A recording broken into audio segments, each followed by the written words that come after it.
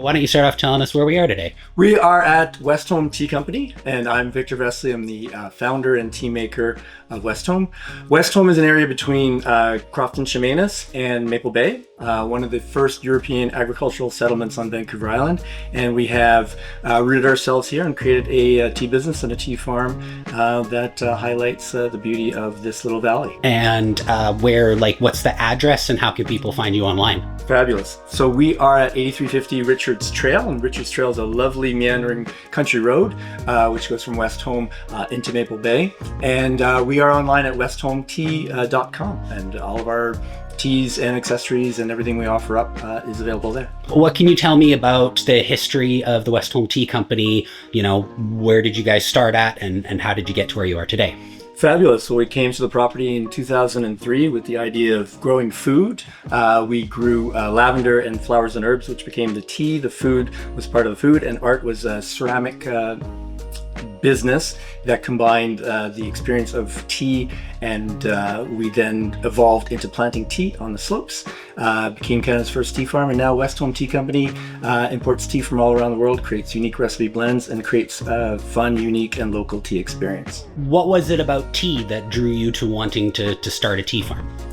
Well, my personal journey, traveling the world and going to different tea places, bringing that feeling, that sense of connection and relationship. Tea really brings people together, whether it's you having a cup of tea, enjoying nature, or sitting around with a group of people. So the idea of that tea is truly at the core of connecting people to nature. It's an agricultural product, and we thought the Cowichan is a beautiful place to start, and we've grown it from there. What was it about the Cowichan Valley that made you want to start your business here? You know, you could go anywhere in the world. What was it about this place that drew you to it?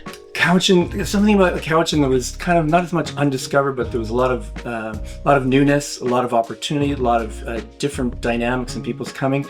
Of course, the little valley that we're in the entire Cowichan Valley, the beauty, the food, the farmers markets, and it was just like a freshness and innovation, and we stepped right in and discovered that we could find a home here, create a beautiful business, share what we love to do, in a community that's so ever so supportive. So we're thrilled to be here, and we love what we do. What are some of your favorite aspects about life here in the Cowichan Valley? You know, outside of working here at your beautiful tea farm, what else do you like to do and enjoy and experience here? Well, definitely food.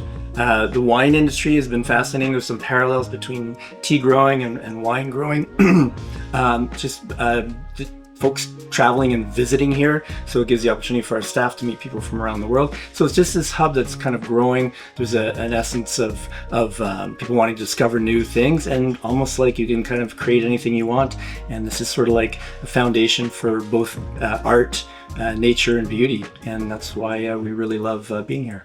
Can you tell us a bit about the tea making process? Like, how does it sort of go from, you know, leaves on a bush on a hill to, you know, liquid in a cup? Yeah. Well, one thing that a lot of people don't realize is that all tea comes from the same plant, the Camellia sinensis. So with our 800 tea plants, we have the opportunity to make several different styles. So it's a very complex and scientific but artful process. So essentially, the leaves are plucked. They are withered for the day, and then usually processed the next day, depending on the type of tea that you're making, whether it's black tea, green tea, and white tea. So it's all a matter of oxidization. People think that tea is fermented. There is one tea called pu'er that is fermented, but all the other types of tea have to be processed, usually very artfully. I do it all by hand. We don't use any machinery, so it makes it kind of very, very unique. And it is one part and a focus of Westholme, which is locally grown tea that's been in the ground for 15 years, and we're celebrating 15 years of growing Canadian tea, which we're really excited about. What are some sort of hopes or aspirations that you have for Westholme Tea Company? Well, we are obviously growing tea. There's not enough tea to really share over the long term. We don't produce enough tea for the entire Cowichan.